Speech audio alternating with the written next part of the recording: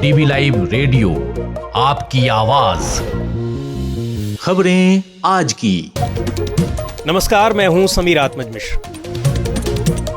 नागपुर में सांप्रदायिक हिंसा के बाद कर्फ्यू, पुलिस ने 50 से ज्यादा लोगों को हिरासत में लिया। मुख्यमंत्री ने बताई हिंसा की वजह। कालावधीमध्ये चाललेले आहेत अशा या सगळ्या सर्व समाज। प्रधानमंत्री नरेंद्र मोदी ने संसद में की कुंभ की चर्चा, बताया बड़ा आयोजन, लेकिन विपक्षी सदस्यों की बात न सुनने को लेकर हुआ हंगामा।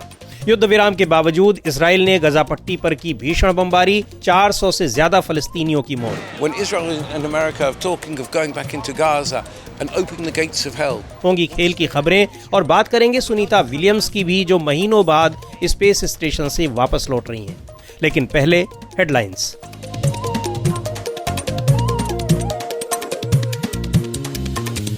हेडलाइंस के साथ मैं हूं अतुल सिन्हा।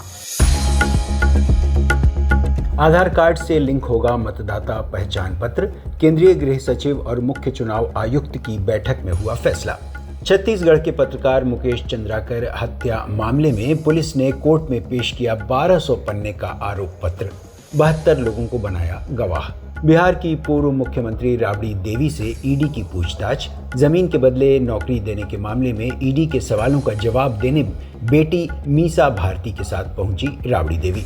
सीज फायर के बाद इजराइल की गजा पर एयर स्ट्राइक, 12 घंटे में 413 की मौत, सैकड़ों घायल। हमास बोला अब 24 इजरायली बंधकों का जिंदा बचना मुश्किल।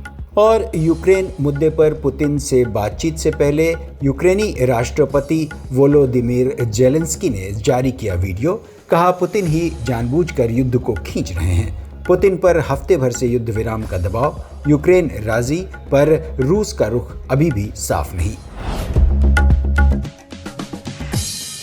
डीवी लाइव रेडियो पर आप सुन रहे हैं खबरें आज की। महाराष्ट्र में नागपुर के महाल इलाके में सोमवार की रात 2 गुटों में झड़प हो गई। उसके बाद पत्थरबाजी और आगजनी की भी घटनाएं हुई। कई पुलिस कर्मियों को भी चोटें आईं। घटना के बाद नागपुर शहर के कई इलाकों में कर्फ्यू लगा दिया गया है। नागपुर के पुलिस आयुक्त के मुताबिक कर्फ्यू अगले आदेश तक जारी रहेगा। इस बीच विपक्ष नागपुर की घटना के लिए महायुति गठबंधन सरकार को जिम्मेदार ठहरा रहा है। पूरी जानकारी के साथ हैं अंशिता। महाराष्ट्र में कई हफ्तों से सुलगाए जा रहे औरंगजेब की कब्र के मामले ने सोमवार शाम नागपुर को अपनी चपेट में ले लिया। शहर में हुई हिंसा में कई लोग और पुलिसकर्मी घायल हो गए और कई गाड़ियों को आग लगा दी गई। 17 मार्च की शाम नागपुर में शिवाजी महाराज मूर्ति के पास विश्व हिंदू परिषद और बजरंग दल ने औरंगजेब की कब्र को हटाने की मांग को लेकर प्रदर्शन का आयोजन किया था। प्रदर्शन में 300 साल पहले मर चुके मुगल बादशाह औरंगजेब का पुतला जलाया गया। पुलिस के मुताबिक इस दौरान कुछ अफवाह फैलने के बाद मुस्लिम समुदाय के लोग नाराज हो गए और कई इलाकों में दोनों समुदायों के बीच झड़पें हुई। पुलिस ने इस मामले में 50 से ज्यादा लोगों को गिरफ्तार कर लिया है और कई इलाकों में कर्फ्यू लगा दिया गया है। विधानसभा में राज्य के मुख्यमंत्री देवेंद्र फडणवीस ने बताया, कालावधीमध्ये चाललेले आहेत अशा या सगळ्या सर्व समाजांचे धार्मिक सण। देवेंद्र फडणवीस कह रहे थे कि ये हिंसक घटना और दंगे पूर्व नियोजित प्रतीत होते हैं। छावा फिल्म ने औरंगजेब के खिलाफ लोगों के गुस्से को भड़का दिया है। फिर भी सभी को महाराष्ट्र में शांति बनाए रखनी चाहिए। वहीं विपक्षी नेताओं का कहना है कि इस पूरी हिंसा के लिए राज्य सरकार ही जिम्मेदार है, क्योंकि सरकार के मंत्री और विधायक तक लगातार भड़काऊ बयान दे रहे हैं, लेकिन उनके खिलाफ कोई कार्रवाई नहीं की गई। कांग्रेस नेता नाना पटोले कहते हैं, अगर राज्य के मुख्यमंत्री और राज्य के गृह मंत्री उस घटना को अगर प्री प्लान्ड है ऐसा बोलते हैं, तो इसके पीछे पुलिस का और सरकार का फेलियर उसमें स्पष्ट हो चुका है। वो खुद नागपुर शहर के हैं और नागपुर शहर में इस तरह की घटना हो रही है और पूर्व नियोजित हो रही है, तो सरकार का फेलियर है, ये स्पष्ट हो चुका है। शिवसेना यूबीटी नेता आदित्य ठाकरे कहते हैं, आप मेरी रिएक्शन पूछ रहे हैं नागपुर की घटना पे, लेकिन मुझे ये जानना है कि मुख्यमंत्री कार्यालय से क्यों ना कोई रिएक्शन आई जब अफवाहें फैलने लगी थी। जब भी किसी शहर में ऐसी घटना होती है, और ये तो खुद मुख्यमंत्री का शहर है, स्वयं उनका शहर है, मुख्यमंत्री भी है, वो गृह मंत्री भी है, और ये अनुमान लगाया जाता है, मैंने भी सीएमओ काफी नजदीक से देखा है, कभी भी ऐसी घटना होती है तो पहला रिपोर्ट सीएमओ को आता है, सीएम के मोबाइल फोन पे आता है। क्या उनको पता नहीं था ये होने वाला है? मेरा अंदाज यही है कि भाजपा को महाराष्ट्र का मणिपुर करना है। मणिपुर में अगर आप देखें तो पिछले 1 साल से जैसी बातें हो रही है, वैसे ही दंगे हो रहे हैं। महाराष्ट्र में पिछले कई महीनों से औरंगजेब की कब्र को लेकर विवाद चल रहा है। बीजेपी, शिवसेना और विश्व हिंदू परिषद के लोग औरंगाबाद में मौजूद उनकी कब्र को हटाने की मांग कर रहे हैं। विधानसभा परिसर में आज भी इसे लेकर प्रदर्शन और नारेबाजी की गई।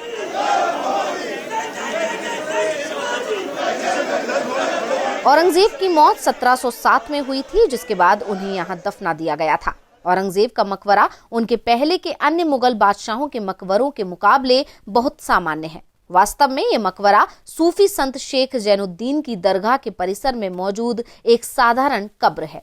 फिलहाल ये भारत सरकार के पुरातत्व विभाग यानी ASI की ओर से संरक्षित इमारत है, जिसे हिंदू संगठन यहाँ से हटाने की मांग कर रहे हैं। DV लाइव रेडियो के लिए मैं अंशिता। तो नागपुर के कई इलाकों में लगा कर्फ्यू।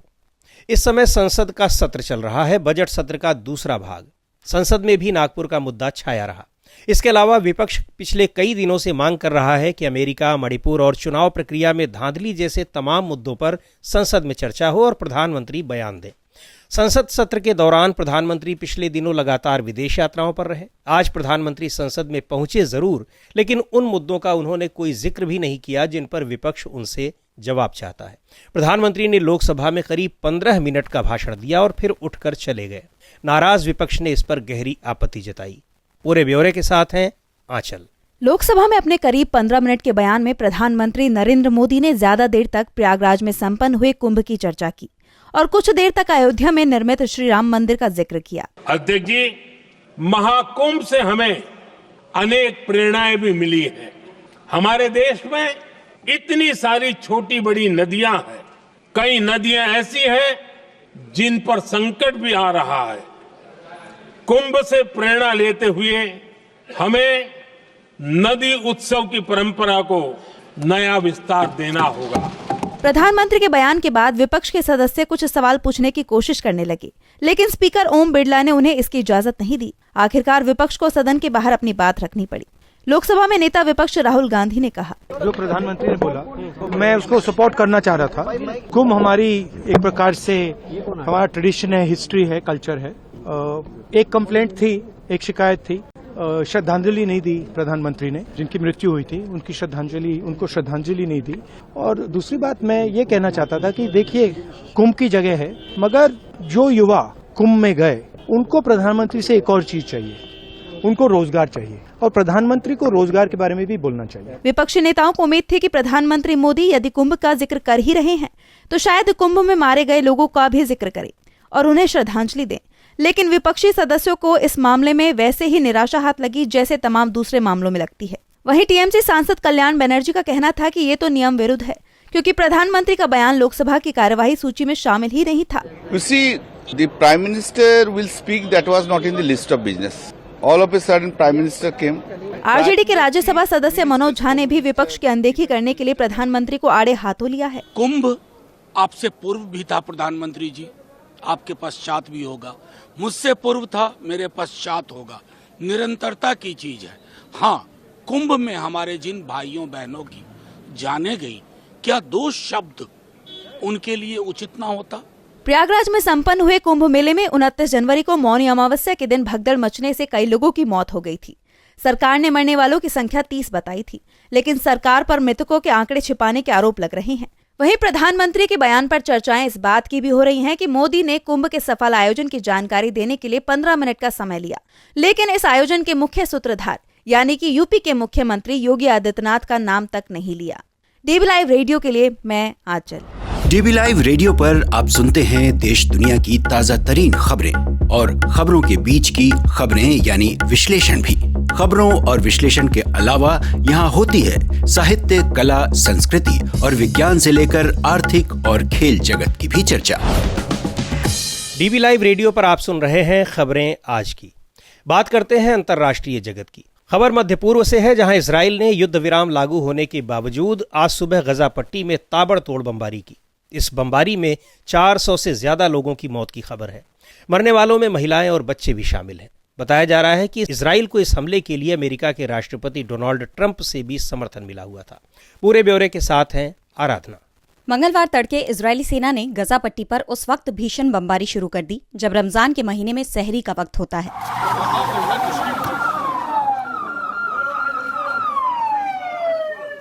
इस बमबारी में अब तक 400 से ज्यादा लोगों की मौत की खबर आ रही है। बमबारी के आदेश इजरायल के प्रधानमंत्री बेंयामिन नेतन्याहू ने दिए। नेतन्याहू के मुताबिक संघर्ष विराम को आगे बढ़ाने के लिए हो रही बातचीत में कोई प्रगति नहीं हो रही थी और इस बीच बाकी बचे बंधकों की रिहाई भी नहीं हो रही थी। इस वजह से ये आदेश दिए गए। संयुक्त राष्ट्र में इजरायल के राजदूत डैनी डेनॉन बोले, We will show no mercy on our enemies. Let me be very clear. Israel will not stop. Danny Denon कह रहे थे कि दुश्मनों के लिए हमारे दिल में किसी तरह की हमदर्दी नहीं है। मैं बहुत स्पष्ट कर देना चाहता हूं कि जब तक हमारे सभी बंधक रिहा नहीं कर दिए जाते, तब तक हम कोई नरमी नहीं बरतने वाले। रिपोर्ट्स के मुताबिक हमले में गजा पट्टी के दक्षिणी शहर रफा में एक ही परिवार के 17 लोग मारे गए हैं। इनमें 12 महिलाएं और बच्चे शामिल हैं।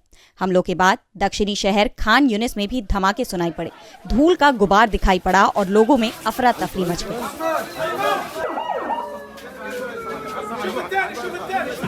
इस ताबड़तोड़ बमबारी के बाद इजरायल और हमास के बीच 19 जनवरी से चला आ रहा संघर्ष विराम भी खतरे में पड़ गया है। फरवरी में संघर्ष विराम का दूसरा चरण शुरू होना था, जो नहीं हो सका।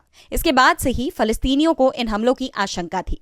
मंगलवार तड़के हुए हमलों से ठीक पहले नेतन्याहू ने सोमवार देर शाम अमेरिकी सरकार को इसकी जानकारी दी थी। अमेरिकी राष्ट्रपति कार्यालय की प्रेस सचिव कैरोलाइन लिविट ने एक अमेरिकी न्यूज चैनल को इस बारे में बताया है। हमास ने इन हमलों को संघर्ष विराम का खुला उल्लंघन बताते हुए चेतावनी दी है कि ये हमला बचे हुए इजरायली बंधकों के लिए मौत की सजा जैसा है। हमास के नेता इज्जत अल रिश्क ने नेतन्याहू पर आरोप लगाया है कि वो अपनी धुर दक्षिणपंथी सरकार को बचाने के लिए हमलों का सहारा ले रहे हैं। इजरायल में इस वक्त नेतन्याहू के खिलाफ बड़े स्तर पर प्रदर्शन हो रहे हैं।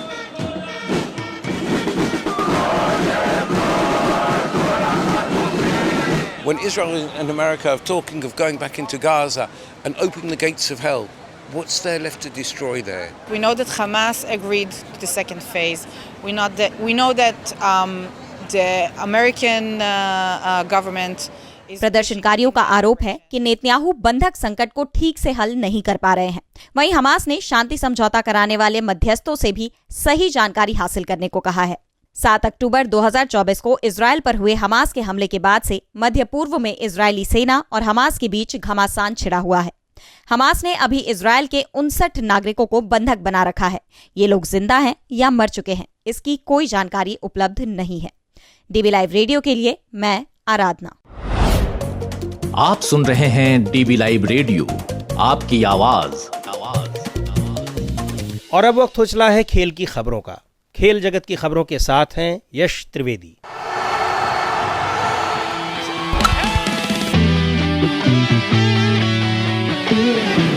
पाकिस्तान की टीम को लगातार हार पर हार मिलती जा रही है। चैंपियंस ट्रॉफी से पहले न्यूजीलैंड की टीम ने ट्राई वनडे सीरीज के दोनों मैचों में पाकिस्तान को करारी मात दी। इसके बाद चैंपियंस ट्रॉफी में भी पाकिस्तान अपना एक भी मुकाबला नहीं जीत पाई। भारत और न्यूजीलैंड दोनों ही टीमों के खिलाफ उसे हार मिली और अब 5 मैचों की T20 सीरीज के पहले 2 मैच भी पाकिस्तान की टीम हार गई है। न्यूजीलैंड के डुनेडिन में खेले गए दूसरे T20 इंटरनेशनल मैच में न्यूजीलैंड ने पाकिस्तान को 5 विकेट से हरा दिया। टीम साइफर्ट ने शानदार पारी खेली और प्लेयर ऑफ द मैच का अवार्ड भी हासिल किया। बारिश से बाधित ये T20 मैच 15-15 ओवरों का खेला गया। न्यूजीलैंड टीम के कप्तान माइक ब्रेसवेल ने टॉस जीतकर गेंदबाजी चुनी। ऐसे में पाकिस्तान की टीम पहले बल्लेबाजी करने उतरी और 9 विकेट खोकर 135 रन ही बना सकी। पाकिस्तान के लिए कप्तान सलमान अली आगा ने 28 गेंदों में 46 रनों की ताबड़तोड़ पारी खेली, जबकि उप कप्तान शादाब खान ने 14 गेंदों में 26 रन बनाए। शाहिन शाह अफरीदी ने 14 गेंदों में 22 रनों की पारी खेली। वहीं न्यूजीलैंड की ओर से जैकब डफी, बेन सीयर्स, जेन निशम और ईश सोढ़ी ने 2-2 विकेट लिए।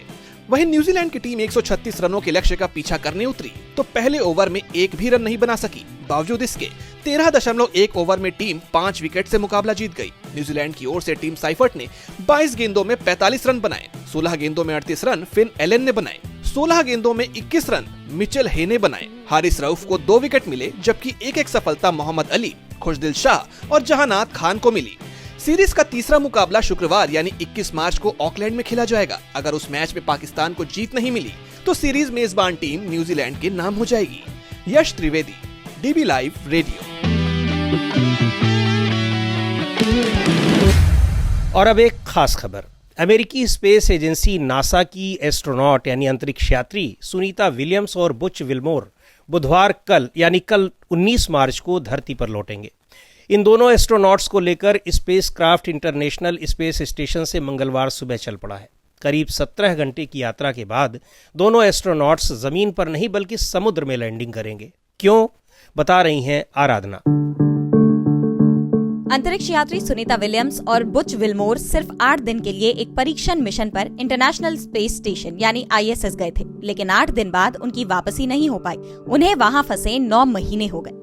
अब उन्हें वापस लाने की प्रक्रिया शुरू हो गई है और वे बुधवार सुबह पृथ्वी पर लौटने वाले हैं। नासा ने सुनीता विलियम्स और बुच विल्मोर को लाने के लिए स्पेसएक्स के ड्रैगन क्रू कैप्सूल को चुना है। ये कैप्सूल बनने के बाद से अब तक 49 बार लॉन्च हो चुका है। ड्रैगन कैप्सूल ने 44 बार इंटरनेशनल स्पेस स्टेशन की यात्रा की है।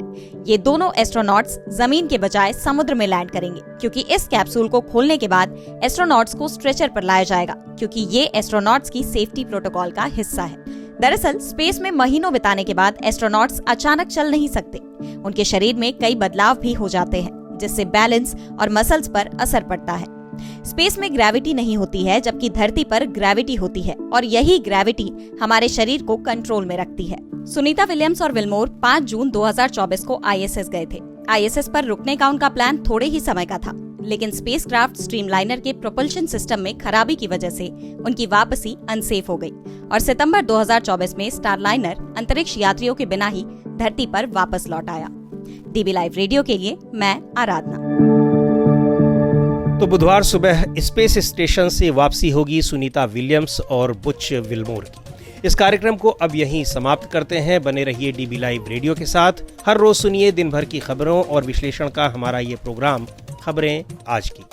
अब दीजिए इजाजत। नमस्कार।